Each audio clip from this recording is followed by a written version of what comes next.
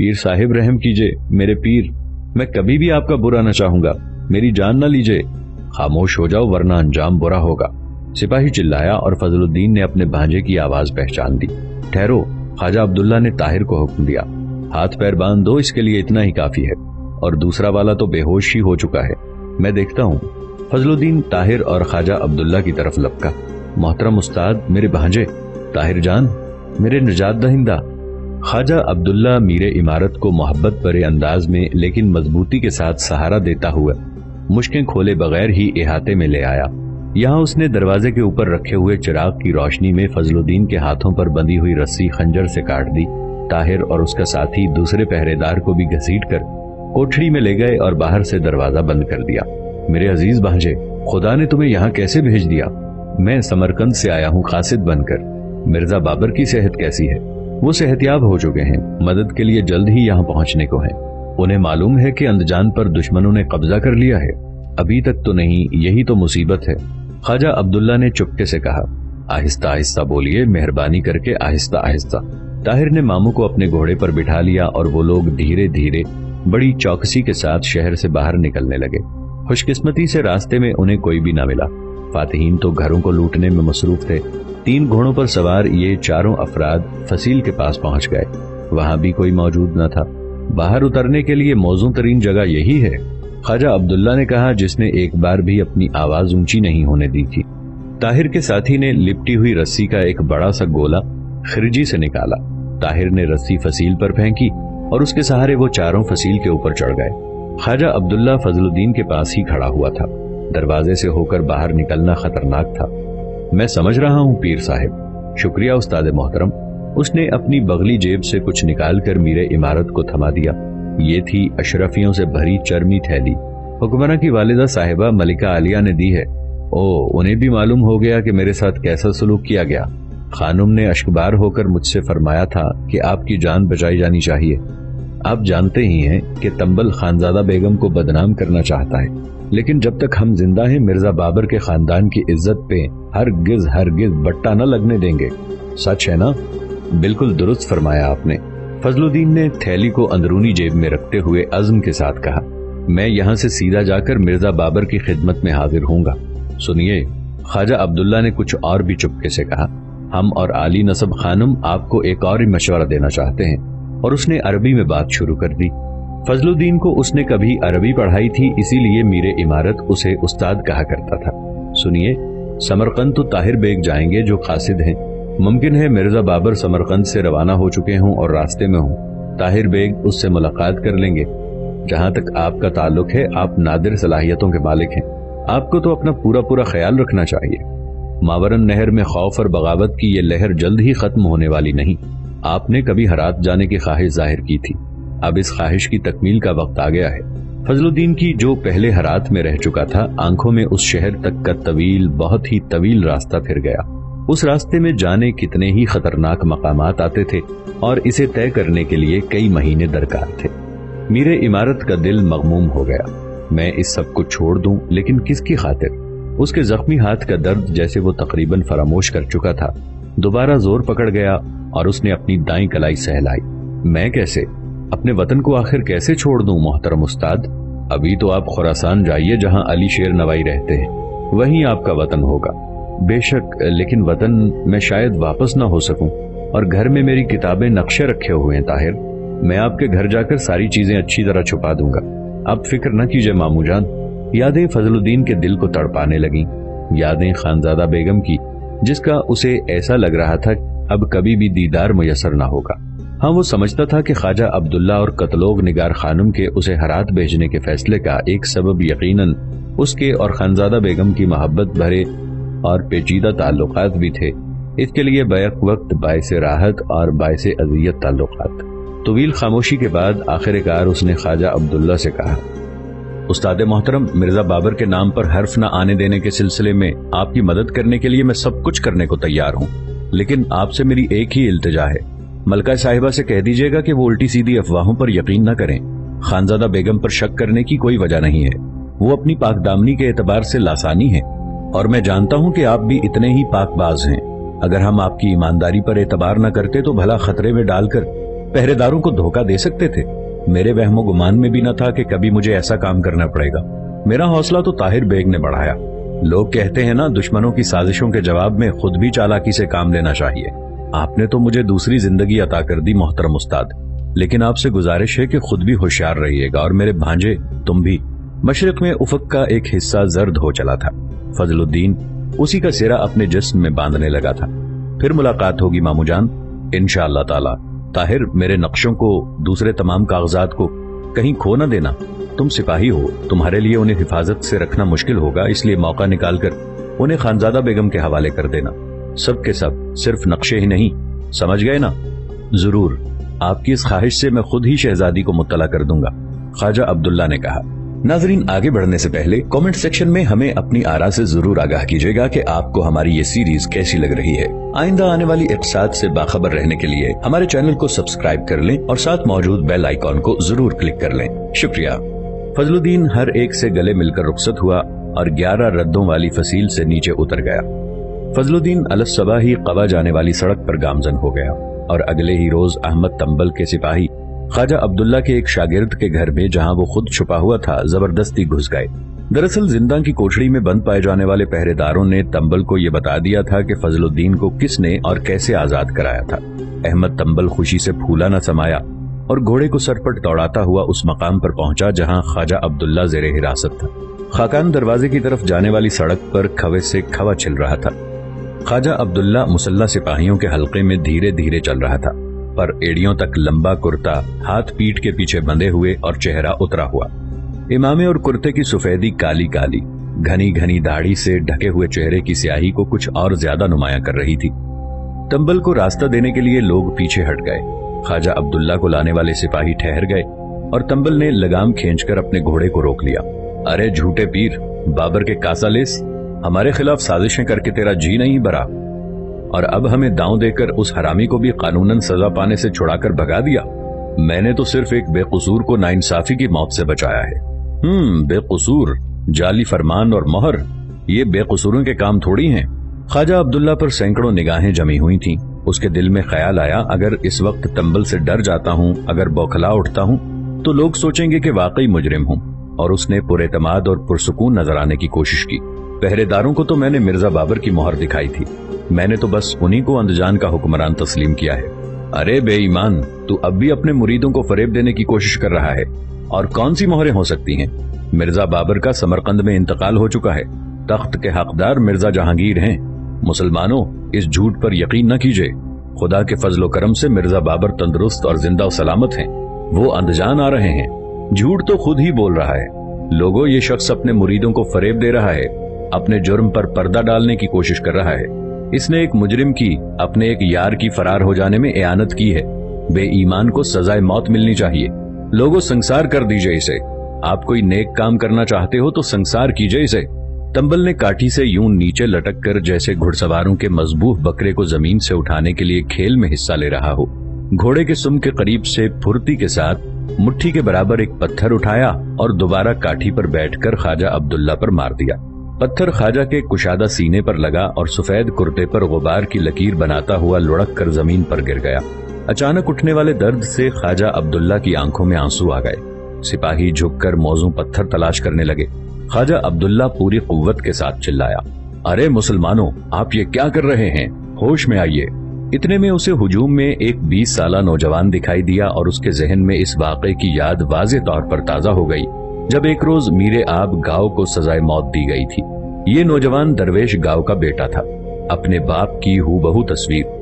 ख्वाजा अब्दुल्ला ने सोचा, काश उस मौके पर उसने बाबर से कहा होता कि इस शख्स को सजाए मौत न दीजिए। काश उसने यही किया होता, लेकिन उसने तो दूसरा ही मशवरा दिया था। अहमद तंबल जैसे बेगों की मर्जी के खिलाफ कदम न उठाइए। वो एक बेकसूर शख्स की हिफाजत नहीं कर सका था और अब वो खुद ही इस हालत को पहुंच गया था कि उसे बिला किसी जुर्म के सजाए मौत दी जाने वाली थी। और अब दरवेश गांव का बेटा अपने बाप की मौत का बदला लेने के लिए उस पर पथराव करेगा। जरूर करेगा, और क्या बेटे का ये इकदाम जायज ना होगा? लेकिन अभी कोई ख्वाजा अब्दुल्ला को पत्थर नहीं मार रहा था। उसने तो एक आदमी की जान बचाई थी, सजाए मौत आखिर क्यों? मुसलमानों, ख्वाजा अब्दुल्ला एक बार फिर जोर से चिल्लाया, मैं इंसाफ की राह में कुर्बान होने से नहीं डरता। लेकिन हक व इंसाफ पर है कौन, जरा ये भी तो सोचिए। छोटे भाई को बड़े भाई का दुश्मन कौन बना रहा है? नेक आदमियों से खार कौन खाता है? कौन है जो उन्हें पत्थरों, तलवारों या बहतान तराशी के जरिए मौत के घाट उतारने की कोशिश कर रहा है? हमारे लिए मसाइब के ये अय्याम आखिर कौन लाया है? तू खुद ही लाया है। अहमद तंबल बरस पड़ा। मैंने तो मिर्जा बाबर को बचपन से इल्म हासिल करना सिखाया, उन्हें इंसाफ पसंद बादशाह बनने और मावरन नहर को मुत्तहिद करने का शऊर दिया ताकि अकरबा कुछ जंगें हमेशा के लिए खत्म हो जाएं। मिर्जा बाबर ने एक अजीम काम हाथ में लिया, समरकंद और अंदजान को मुत्तहिद करना शुरू किया। मैं सिद्क़े दिल से मसरूर हुआ, लेकिन आप लोगों ने क्या किया बागी बेगो? आपने तो एक बार फिर सल्तनत के टुकड़े टुकड़े कर दिए। मुसलमानों, मेरी मौत से अगर आपकी बदनसीबी खत्म होती हो तो जरूर मेरी जान ले लीजिए, मैं तैयार हूँ। उठाओ पत्थर, जल्दी करो जल्दी। तंबल ने हुजूम को हुक्म दिया। किसी शख्स ने हिचकिचाते हुए रोनी सी आवाज में मुखालफत की। शेखुल इस्लाम के फतवे के बगैर हम ऐसा कैसे कर सकते हैं? किसी बूढ़े ने एतराफ किया। हम पीर के कहर से डरते हैं। सिपाही तक पत्थर मारने की जुर्रत न कर सके और उन्हें हाथों में लिए हुए तंबल की तरफ मुड़े। उसने गुस्से से पागल होते हुए हुक्म दिया, अरे सदबाशी, तलवार खींचकर इसका सर तन से जुदा कर दो। हबशी जैसे स्याफाम सदबाशी ने चांदी के दस्ते वाली तलवार न्याम से निकाल ली। ख्वाजा अब्दुल्ला ने उससे आंखें मिलाकर धीरे से इंतबाह दिया, देखो मीरे बदल बेग, कहीं मेरा मासूम खून तुम्हारी 7 पुश्तों को तबाह न कर डाले। हुजूम में सहमी सहमी सरगोशियां सुनाई दी। पीर साहिब का खून हमारी गर्दनों पर होगा। सदबाशी की तलवार ऊपर न उठ सकी। उसने अपने आका से इल्तजा की, मोहतरम बेग, मुझे इस कारेबद से माफ फरमाइए। तंबल ने उसकी पीठ पर जोर से चाबुक रसीद किया। मैंने तुझे सदबाशी के ओहदे से बरतरफ कर दिया, बुज़दिल कहीं का। खैर ठीक है सिपाहियों, इस बेईमान को दरवाजे के पास वाली हवालात में ले चलो। और आप, उसने हुजूम की तरफ कहर आलूद निगाहों से देखा, आप लोग यहीं रहिए। किसी ने हमारे पीछे पीछे आने की जुर्रत की तो सर कलम कर दिया जाएगा। जरा भी रहम नहीं करूंगा, जरा भी। कोई घंटे भर बाद अहमद तंबल ने अपने सिपाहियों के हमरा हवालात से कले में आ गया। बाद में अहले अंदजान हवालात के नजदीक पहुंचे तो उन्होंने ख्वाजा अब्दुल्ला को खाकान दरवाजे के शहतीर से लटकते देखा। पीर का इमामा जमीन पर उसके पैरों के पास पड़ा हुआ था और मैयत सीधी होकर अकड़ गई थी। लोगों ने मैयत को एहतियात के साथ फांसी के फंदे से निकाला और बेगुनाह हलाक किए जाने वाले शहीद की तरह सपुर्दे खाक कर दिया। फसले बहारा की मुसलसल बारिशों ने रास्तों को दलदल में तब्दील कर दिया था। ताहिर उड़ते हुए चींटों के दरमियान कीचड़ के ऊपर अपने घोड़े को जरा भी दम लेने का मौका दिए बगैर सरपट दौड़ाए जा रहा था। उसे जल्द अज जल्द समरकंद पहुंचकर अंदजान के वाकयात की तफसील बयान करनी थी। अगर मिर्जा बाबर सेहतियाब होकर अहले अंदजान की वफादारी पर एतबार करते हुए समरकंद से रवाना हो जाता, अगर उसे बरवक्त इंतबा न दिया जाता तो बुरा होता, बहुत बुरा। और इसीलिए ताहिर घोड़े को मुसलसल दौड़ाए जा रहा था। उसका घोड़ा काफी ताकतवर था, लेकिन कीचड़ में टांगे बुरी तरह धंस धस जाती थी और दौड़ने में बहुत जोर लगाना पड़ रहा था। आखिरकार वो निढाल होकर गिर पड़ा और उसके नथनों से झाग के साथ ही साथ खून भी बहने लगा। ये वाकया कवा के नजदीक पेश आया। ताहिर ने काठी खोलकर अपने साथ ली, पैदल चलता हुआ कवा पहुंचा और वहां से दूसरा घोड़ा लिया। पर यह घोड़ा तो 24 घंटों की दौड़ भी बर्दाश्त न कर सका और अभी कोकंद, खोजंद और जज़ख आने बाकी थे। कोई 10 दिनों का सफर और बाकी था। ताहिर अपने ऊपर से उड़कर जाते हुए तायरों को रश्क भरी निगाहों से देखने लगा। वैसे ताहिर अगर तायर बनकर परवाज करता तो भी समरकंद में बाबर से मुलाकात न कर पाता। बाबर अपनी माँ और उस्ताद की मदद के लिए बाउजलत निकल खड़ा हुआ था। सफर में इतनी तेज रफ्तारी न थी जितनी कि वो चाहता था, लेकिन उसे ये उम्मीद तो थी कि अंदजान काफी दिनों तक मुहासरे को झेल सकेगा। अंदजान में साल भर के लिए रसद और ख्वाजा अब्दुल्ला जैसे दलेर शख्स की क़यादत में हजारों अफराद मौजूद थे। समरकंद ने तो इन दिनों सहूलियात से महरूम होने के बावजूद 7 महीनों तक मुहासरे को बर्दाश्त कर लिया था। समरकंद से रवाना होकर बाबर बलंगूर गांव और खलीला किले के पास से गुजरता हुआ दरिया संगजार के किनारे पहुंच गया। बाबर को जो तवील अलालत के बाद हाल ही में सेहतियाब हुआ था, से अस्पी गाड़ी में सफर करने के लिए राजी कर लिया गया था। गाड़ी में नर्म गद्दे बिछे और दोनों पहलुओं पर और पीछे की तरफ पर्दे लगे हुए थे। गढ़ों में पहिए धचका खाते थे तो ये सुर्ख पर्दे आग की लपटों की तरह लहराने लगते थे। बाबर पर भरे गद्दों से नीचे खिसक कर अकबी पर्दे को खटाता और पीछे छूटते हुए रास्ते को इश्तियाक के साथ देर तक देखता रहता। लश्कर से कोई फरसंग भर पीछे पीछे एक और घोड़ा गाड़ी भी, जो निस्बतन ज्यादा खूबसूरती के साथ आरास्ता की गई थी, चली आ रही थी। इस गाड़ी पर, जिसकी हिफाजत के लिए काफी घुड़सवार मौजूद थे, बाबर की खाला मेहरनिगार खानुम और मंगेतर आयशा सवार थी। بخارا کے حکمران سلطان علی نے یہ خبر پاتے ہی کہ بابر سمرقند کو چھوڑ کر جانے کا ارادہ رکھتا ہے، شہر سرسبز کے قریب اپنی فوج جمع کر دی تھی جو دارالحکومت پر حملہ کرنے کے لیے تیار تھی۔ بابر کو پہلے ہی سے اندازہ ہو گیا تھا کہ اس کے سمرقند کو چھوڑ دینے سے کیا نتائج برآمد ہوں گے، اسی لیے اس نے اپنی منگیتر کے سمرقند ہی میں ٹھہرے رہنے کو مناسب نہیں خیال کیا تھا۔ سلطان علی سے اسے کسی بھی نیک بات کی توقع نہیں رہی تھی۔ خود مہر نگار خانم اور عائشہ بیگم بھی ہر قسم کے خطرات سے جلد از جلد دور نکل جانے کی خواہاں تھی۔ ان کے لیے تو وہی بہت تھا جو باعث انکور کے عہد میں جھیل چکی تھی۔ اس وقت ان لوگوں کے لیے تاشقند محفوظ ترین مقام تھا جہاں مہر نگار خانم کا بڑا بھائی اور بابر کا ماموں محمود خان برسر اقتدار تھا۔ عائشہ بیگم کی بہن رضیہ سلطان بھی جو محمود خان کی بیگم تھی تاشقند ہی میں تھی۔ تاشقند اور اندجان کا راستہ بھی جزخ تک ایک ہی تھا، اس لیے بابر اپنی خالہ منگیتر اور ان کے متعلقین کو جو مال اسباب کے ساتھ سفر کر رہے تھے راستے میں حفاظت کے خیال سے اپنے ساتھ لے آیا تھا۔ اس خیال سے کہ رسم و رواج کی خلاف ورزی نہ ہو پائے، مستقبل کے دولہا دلہن کے درمیان فرسنگ بھر کا فاصلہ برابر برقرار رکھا جا رہا تھا اور وہ الگ الگ فوجی دستوں کے ساتھ سفر کر رہے تھے۔ شام کو لشکر نے دریائے سنگزار کو عبور کر کے سرسبز و شاداب ٹیلوں پر پڑاؤ ڈالا، تب بھی یہ دوری برقرار رہی اور خیمے الگ الگ ہی نصب کیے گئے۔ ٹیلوں کی ڈھلانوں پر لالے کے پھول کھلے ہوئے تھے، فضا صاف و شفاف تھی اور ہلکی ہلکی ہوائیں چل رہی تھی۔ بابر نرم نرم گھاس پر ٹہلتے ہوئے خود کو مسرور اور بے فکر سا محسوس کر رہا تھا۔ سمرقند سے کوچ کرتے وقت اسے جن اداسیوں اور فکروں نے مغلوب کر رکھا تھا وہ دھیرے دھیرے غائب ہوتی جا رہی تھی، پھر بھی کچھ باتیں اس کے حوصلے پست کر رہی تھی۔ جانے کتنی مشکلات جھیل کر سمرقند پر قبضہ کیا اور پھر خود اپنی مرضی سے اسے چھوڑ دیا تھا۔ اسے لگتا تھا جیسے اس کے سارے اقدامات پر، ساری کوششوں پر پانی پھیر دیا گیا ہو، اسی لیے گزشتہ کچھ دن سے اس کی ذہنی کیفیت ناخوشگوار سی رہتی تھی۔ لیکن اس وقت ان ہرے بھرے ٹیلوں پر تازی ہوا میں مسرت کے ساتھ سانس لیتے ہوئے وہ سمرقند یا اپنے اولو الازمانہ منصوبوں کے بارے میں نہیں بلکہ اس بارے میں سوچ رہا تھا کہ وہ اپنی ماں اور اپنے استاد کی حفاظت کرنے کے لیے جا رہا ہے، جو دل کی آواز پر کان دھرنے سے متعلق خانزادہ بیگم کے مشورے کے بموجب اطمینان بخش نیکی اور شرافت کی بات تھی۔ اس کی حفاظت میں اس کی منگیتر بھی سفر کر رہی تھی۔ یہ بھی ایک نیک کام تھا اور اس نے سوچا کہ اسے ایسے ہی بہادرانہ کارنامے سر انجام دینے چاہیے۔ بابر دھیرے دھیرے ویسا ہی ہوتا جا رہا تھا جیسا کہ در حقیقت تھا۔ لشکر نے تنگ پہاڑی درے باب تیمور کو پار کر لیا تو اس نے گھوڑا گاڑی کا دروازہ کھولا اور سائس کو بلا کر حکم دیا، میرا بھورا گھوڑا ڈال لاؤ۔ بابر پوری طرح صحتیاب ہو جانے کے باوجود اب بھی ہکلا رہا تھا، جو طویل علالت کا نتیجہ تھا۔ قاسم بیگ نے اس کی یہ بات سنی تو اپنے گھوڑے کو اس کی گاڑی کے پہلو میں لے آیا۔ عالیجا، آپ کو اس وقت گھوڑے کی کیا ضرورت پڑ گئی؟ بابر نے اس اندیشے سے کہ وہ دوبارہ ہکلانے لگے گا صرف اسبات میں سر ہلایا اور سائس کو سخت نگاہوں سے دیکھا، گویا کہہ رہا ہو کہ میرے حکم کی تعمیل کرو۔ قاسم بیگ نے اسے سمجھانے بجھانے کی کوشش کی۔ چھوٹی داڑھی اور سفید بالوں والے پستہ قد طبیب نے کھلے دروازے کے قریب چلتے ہوئے اسے سمجھانے بجھانے کی کوشش کی۔ منت سماجت کے انداز میں کہا کہ وہ گھوڑے کی سواری کم از کم 3-4 دن اور نہ کرے، لیکن بابر نے پریشان ہو کر جواب دیا، کچھ گھوڑ سواری کرنا چاہتا ہوں۔ سائس گھوڑے کو جس کی پیٹھ پر نمدہ پڑا ہوا تھا اور کاٹھی دھوپ میں چمک رہی تھی لے آیا۔ اسے واپس لے جاؤ، قاسم بیگ نے چلا کر کہا، لیکن بابر نے اسے گھوڑے کو واپس لے جانے سے روکتے ہوئے حکم دیا، نہیں، گھوڑا لے آؤ، اور مسکراتے ہوئے اضافہ کیا، آپ پریشان نہ ہوں بیگ۔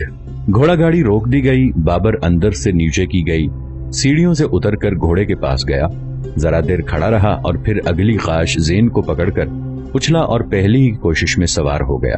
سائس نے خوشی سے مسکراتے ہوئے لگام بابر کو تھما دی۔ قاسم بیگ اپنے گھوڑے پر بابر کے بالکل پیچھے پیچھے چلنے لگا تاکہ ضرورت پڑنے پر فوراً ہی مدد کر سکے، لیکن وہ لوگ جزخ تک آرام کے ساتھ پہنچ گئے۔ بابر گھڑ سواری کے لیے، جس کا وہ بچپن ہی سے عادی تھا، بہت ترس رہا تھا۔